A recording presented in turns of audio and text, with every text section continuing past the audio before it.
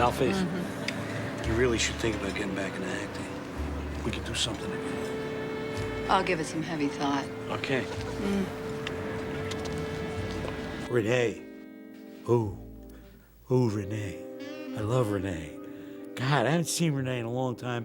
I gotta call her. Hey, Karen, how you doing? What are you doing here?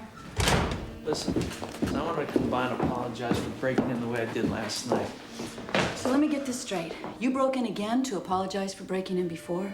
She is the audience's way into the movie. She's also incredibly feminine and beautiful and sexy and vulnerable. She's also the most reasonable person there, so I always felt that her reactions to the kind of nonsense that was going on would be great. I tell you what, how about I count to 3 and I organize your fucking brain all over the wall back there? How about that? 1. Oh, you're gonna shoot me now, huh, Bo? Just a second. 2. Can't believe this.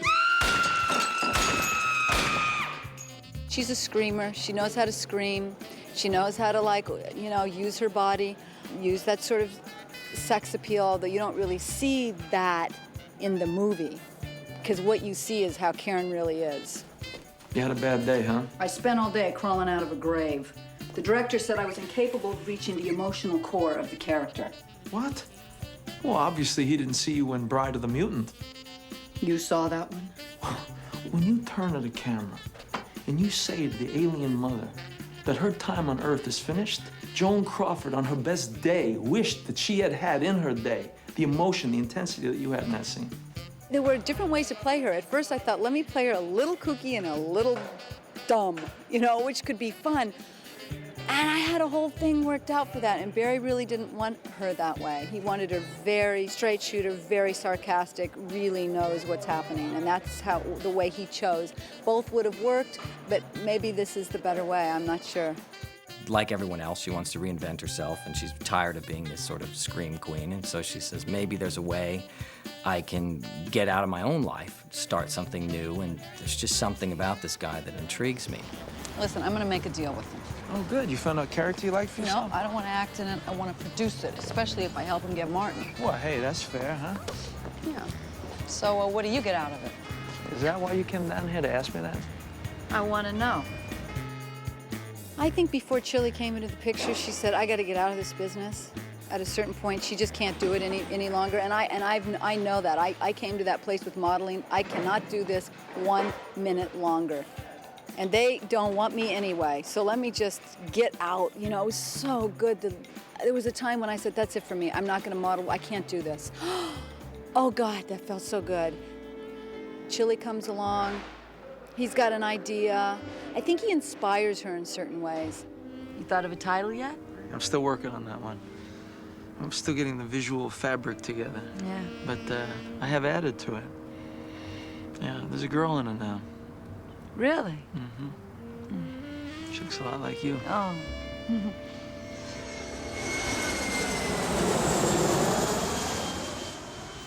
The thing about the book is how everyone comes to Los Angeles to be something else.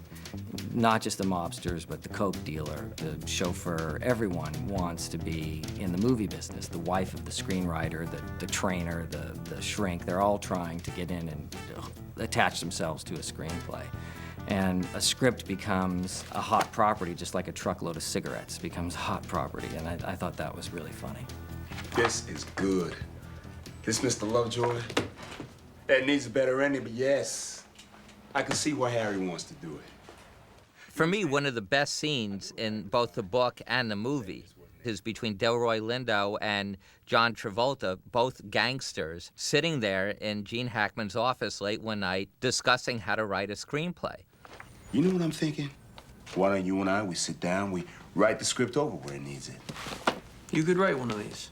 There's nothing to it. All you do, you get an idea, you set down what you want to say on paper. Then you hire somebody else to fill in the commas and shit where they belong, if you're not positive yourself. Maybe fix up the spelling where you have some tricky words. Although, I've seen some scripts, I know the words weren't spelled right. There was hardly any commas in it at all. What is so smart about that scene is they don't comment on how stupid they are about what they're saying.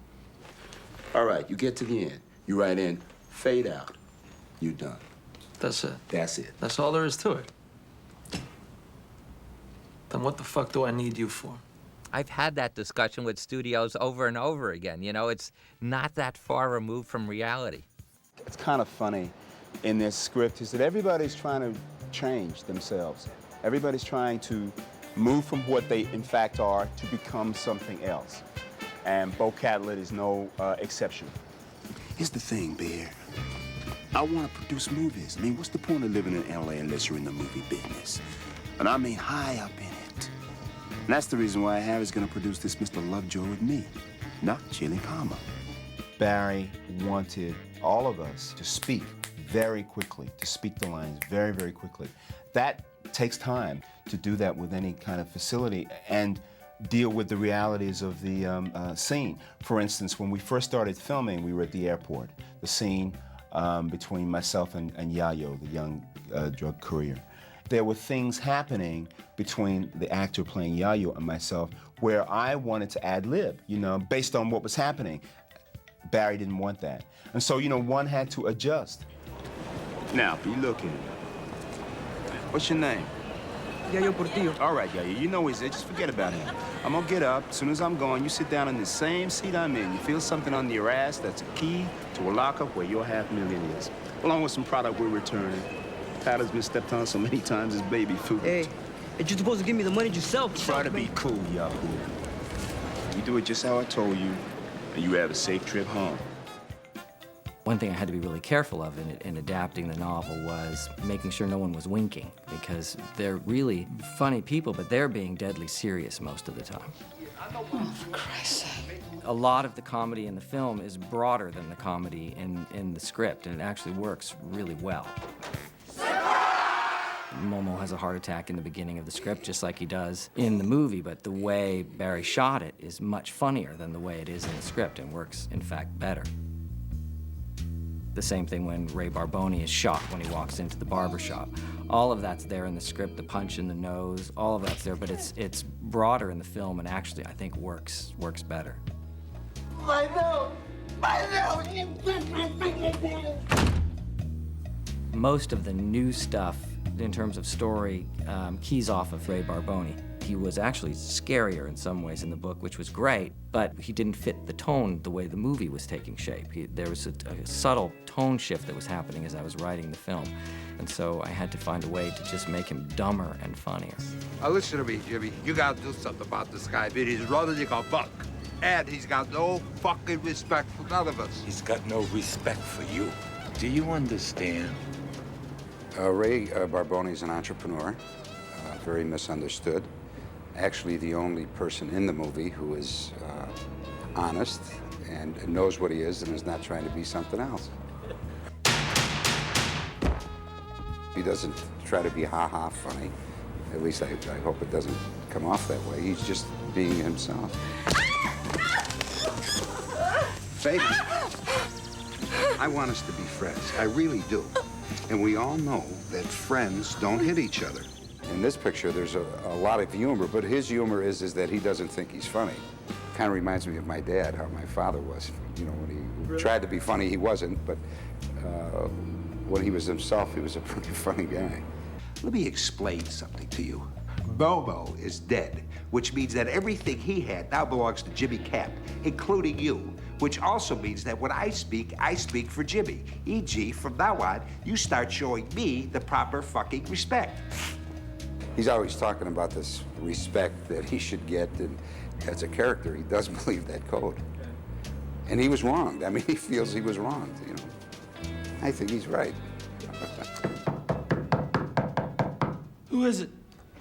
Oh, I'm the dipshit who's never been out of Miami. I love the scene when I try to bluff him a little bit. that was great fun to work on. I like him as an actor. He's wonderful. Where's Chili Palmer? Where's Leo DeVoe? Where's my fucking money? Ray, look at me. What? Look at me, Ray. I tell you what, Harry. Why don't you take a fucking look at this? You know, Harry, this is the exact fucking thing I needed. A little fucking exercise. Gene has this wonderful stuntman named Doc, and Dennis was able to really throw Doc around. And Doc really looks like Gene. Just in slow motion with you and Doc? Okay. Gene came to the set to watch, and after 4 or 5 takes, he said to me, you know, I think I can do that. No one's going to hurt me. It'll be okay. And I said, no, Gene, it's fine. It's better with Doc, because Dennis can throw Doc around and be more violent with him. And Gene says, well, ask Dennis if he'd rather do it with me. I go, hey, Dennis, Gene wants to try one. And Dennis goes, no, don't let him do that. Gene's a big guy. You know, he's a strong guy. And, you know, I might do something and hurt him. And then Gene will get angry at me and start to beat me up. And so I said, okay, I get it. I don't want to know about it. So I went to Gene and said, you know, everything's fine, but thank you anyway, Gene. Yeah, take a look at that. Boom! Put it, throw it down. And this. Because it's one shot and you're on a lot of close-ups of banging, it has a strange, sloppy reality to it that I like very much. You got a big problem, Harry. Harry? Well, come on, Harry. Don't pass out on me. Look at me, Harry. Hey, cameraman. Hey, marker. Remark. Remark. You know, I'm not a violent guy, and I'm really bad with blood. I think that the threat of violence is often more interesting than the violence itself. I'd like you to meet my associate, Bear. Movie stuntman, champion weightlifter, as you might have noticed. Throws things out I don't want. I think you ought to turn around and go back to Miami. You're a stuntman, huh? Yeah. You any good? Am I any good?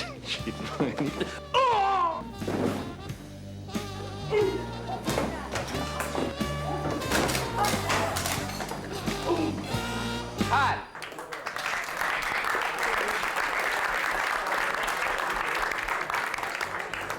That's not bad for a guy his size.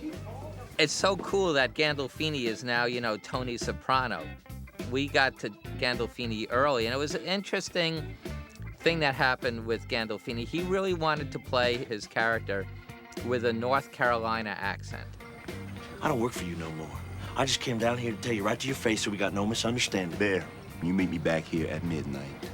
I felt he shouldn't have the accent, because there's a different lilt and tone and pace to a Southern accent. And he really felt he should, and then eventually I decided it wouldn't ruin his performance. So Gandolfini played it with a North Carolina accent, and I remember Gandolfini seeing the movie and saying to me afterwards, you were right, it slowed down my performance. And, you know, Get Shorty would have been 11 seconds shorter if he didn't have that accent. But he was great in the show. Say thank you. Sweetie. Told you to watch your mouth around my daughter. He kind of got that the guy was sort of tough on the one hand, but sweet underneath, you know, and he played that really well with his daughter and all those scenes. And I'd see him on The Sopranos, and I'd forgotten that he's in Get Shorty now. He's so effective on The Sopranos. Gee, I don't know how I could have missed you in that shirt. It's the same as the other one, except a different colored hibiscus. Is that right? One of my favorite scenes is the scene at the airport parking lot where Chili Palmer meets Bear. There is Travolta. He's just beaten up Bear. And the first thing he says is, So how many movies you been in? 60. Oh, shit. Oh, shit. it shows how cool he is, how smart he is, but still what a sort of puppy dog he is when he meets anyone in the film business. So it works on a lot of levels.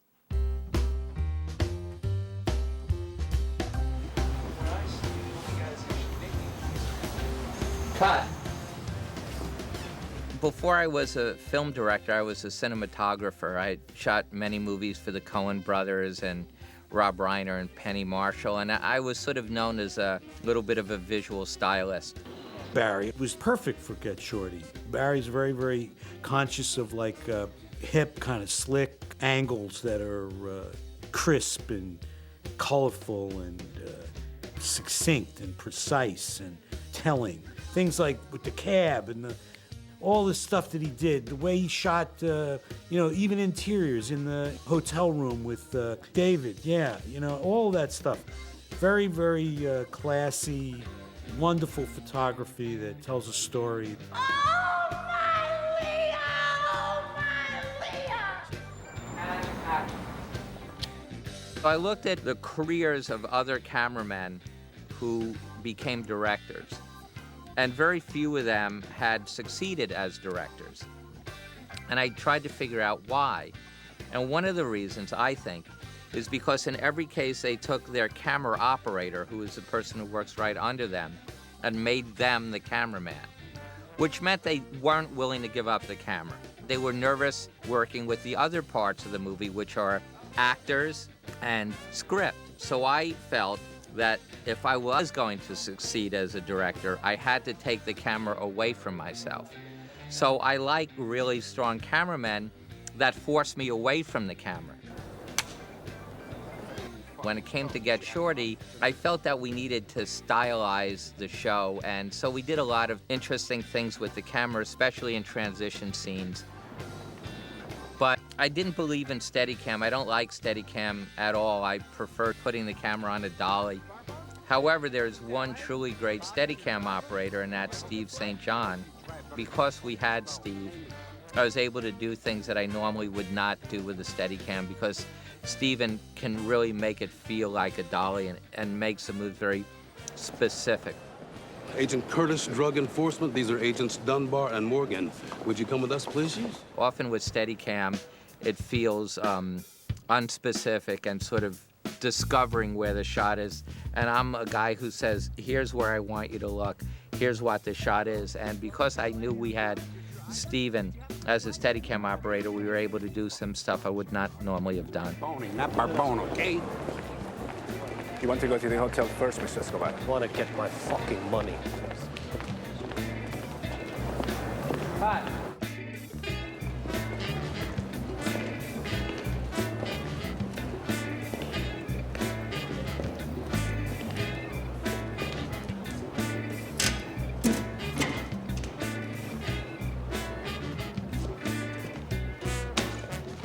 Bingo, boys, let's go.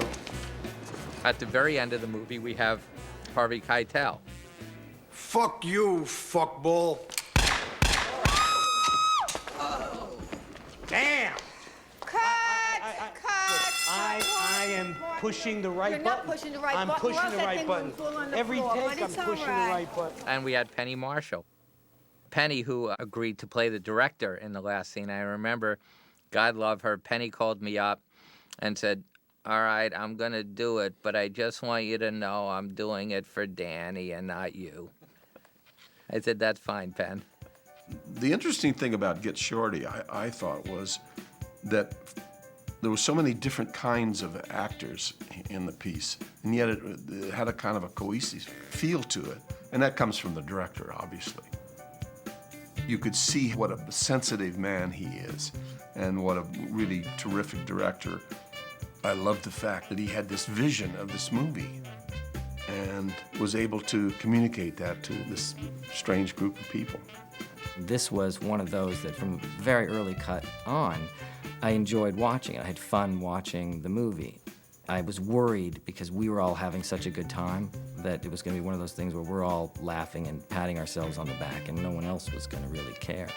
But it just kind of worked anyway. I can't tell you what a great experience Get Shorty was for me. I think it was a series of lucky accidents because it all worked out wonderfully as if it were a Hollywood movie.